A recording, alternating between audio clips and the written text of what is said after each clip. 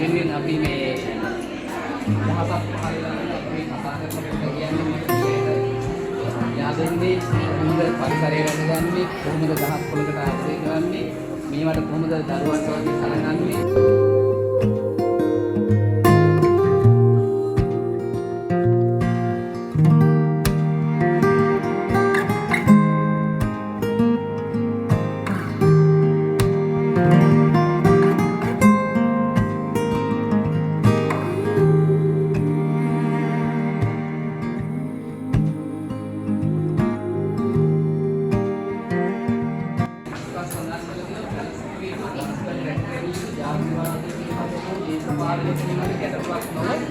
ඒ දරුවන්ගේ අනාගත මුස්ම පොද වෙනුවෙන් විසඳුමකි.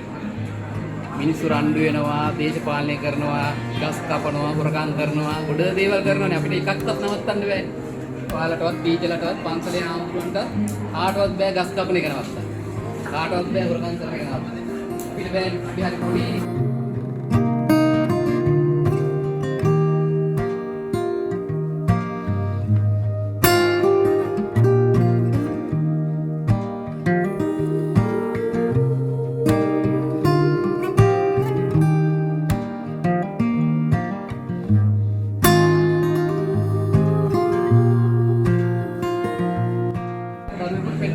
මේකේ වාක්‍ය පහක් කියන්නේ මේක දැක. එතකොට දරුවා හිතලා ඉවරයි.